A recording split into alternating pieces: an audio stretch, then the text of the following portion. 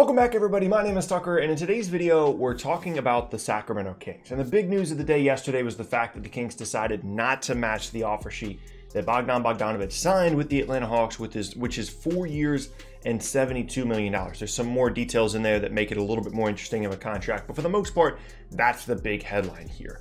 And in today's video, I know I've been negative a lot lately, but I just have to explain how the Kings got to where they did, where they ended up not taking this offer sheet that Bogdanovic signed, and how it easily could have been prevented. I made a video a year ago talking about this exact scenario, how the Kings kind of screwed up this entire situation and really hindered their ability to build a good team in the future, and that's what we're going to be talking about in today's video. But quickly, before we get started, if you enjoy content like this, then consider subscribing. I upload twice a day. Every day we're on the push towards 100,000 subscribers. We've been getting a ton of new subs lately, so if you are new, I appreciate it. And if you've been watching the videos for a while, maybe you haven't subbed, today would be an awesome day to consider subscribing to the channel. You can also leave a like rating on the video, helps me out a ton, lets me know you're enjoying the content, and helps it get out to more people on YouTube. And you can check out the various socials at the bottom of the screen to hang out with me outside of these videos. But with that said, let's talk about the Sacramento Kings. So to kind of preface this whole conversation,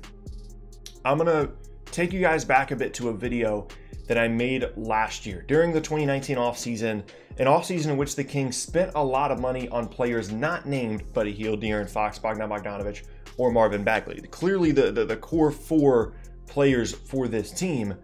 They went on a bit of a reckless spending spree without considering the real future of their team. Let's take a look at that video quickly. However, future and financial flexibility for the Kings is now a big question mark as a result of pretty reckless spending in the summer of 2019, handing out contracts to Harrison Barnes, Trevor Ariza, Corey Joseph, and Dwayne Dedmon that just for this upcoming season values at $55 million. And they did that knowing that they have three players that could garner near max deals to retain and Hield, Fox, and Bagley, and another that is talented and interesting as a 2020 restricted free agent in a class that lacks a lot of big free agency targets in Bogdanovic. So the first point that I'm making here is the fact that the Kings spent so much money on four role players, most of which are not on the roster anymore, but the point is still made. It's Harrison Barnes, it's Corey Joseph, it's Dwayne Dedmon, and it's Trevor Ariza. Now, Dedmon and Ariza didn't even make it through a full season with Sacramento, while the other two are still on the roster. And it was pretty clear that not only were these contracts overpaced for these specific players, as many of them aren't even in rotations anymore around the league, but it wasn't a prudent use of funds for the Kings considering the extensions that they did have on the horizon. Now, here's the other really interesting part of this video as you look back on it. I projected an extension very similar to what Bogdanovic just signed with the Hawks. At the time, I said he'd probably sign for around $17 a year. He just signed for a contract worth $18 million a year to Atlanta.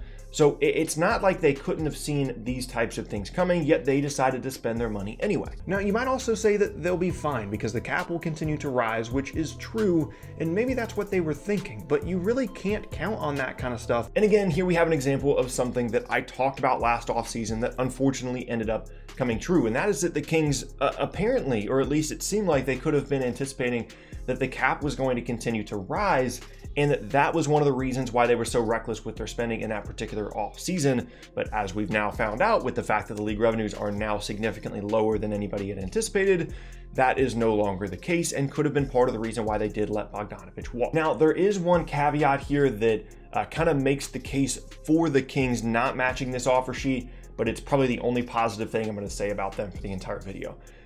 There are specific little details in this contract, in this offer sheet that Bogdanovic signed with Atlanta that made it more difficult for the Kings to match that really aren't that relevant to the Hawks themselves. One, there's a no trade clause. This is reported, by the way, this is not confirmed, but reportedly there's a no trade clause in year one of the contract, and there is a 15% trade kicker throughout the contract as well. And what that means is when Bogdanovic gets traded away, it would increase the salary of, that he's being paid on his contract and increase ultimately his cap hit to the team that he's being traded to, making it less ideal for a team to trade for him. It further lowers his trade value.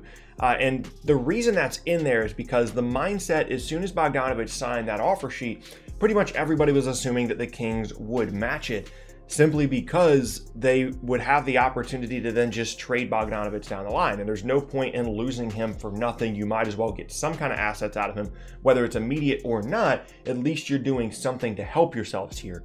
And the Hawks did a really good job, I'll give them credit, of making that a difficult proposition. But at the end of the day, I still think that they should have matched the offer sheet. And the reasoning that they gave in the Woj article about the fact that they weren't matching this offer sheet was because they wanted to maintain roster flexibility moving forward. And that is one of the most frustrating phrasings that I could have read in this situation, because that type of roster flexibility, now given there have been some changes in the front office, like you can't necessarily blame this front office for what things that have happened in the past, but the roster flexibility that they're seeking here was there last offseason before they paid those 4 role players, including Harrison Barnes, whose big contract is still on this team.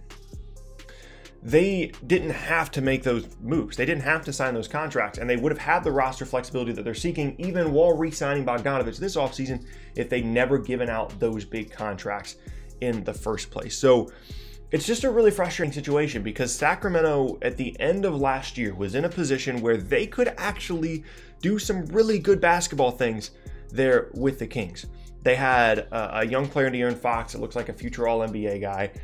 Buddy Hield became one of the better shooters in the entire league. They had a number 2 overall pick in Marvin Bagley that, yes, has dealt with some injury issues and shouldn't have been picked in front of Luka, but still is a talented player, and I still believe that. And Bogdanovic, who's the perfect, just extra option to have on a team from a versatility standpoint, because he can do so many good things for you on the floor. He can shoot off the ball, he can play make on the ball, and they had a really nice offensive group there, and then they could have figured it out from there. But the problem was they jumped the gun. They won 39 games, and then they spent all of this money in the 2019 offseason on role players, thinking they could push for the playoffs, and they made a coaching change, and pretty much everything went wrong right after, and it resulted in an inability at the end of the day to bring back Bogdan Bogdanovic. And like, they still could have brought him back on this number. They could have waited a year to trade him or traded Buddy Hield, which I'm sure they've been trying to do. But this just seems like a complete mismanaging of the entire situation. From the coaching change to those role players being signed to the big contracts, to letting Bogdanovic walk now, to not trading Buddy Hield. I think that every step of the way there was a clear option for this team, and they've gone in a different direction, right? They should have kept their coach. They fired him. They shouldn't have signed these role players to these big contracts. They did it anyway. During the year when Buddy Hield was upset and they knew they were going to have to re-sign Bogdanovic in restricted free agency this offseason, they should have looked to trade Buddy Hield then or this offseason, and I'm sure they attempted to. They probably just didn't find a deal that they liked, and then they should have matched this offer for Bogdanovic and then figured it out moving forward, just so they don't lose the asset.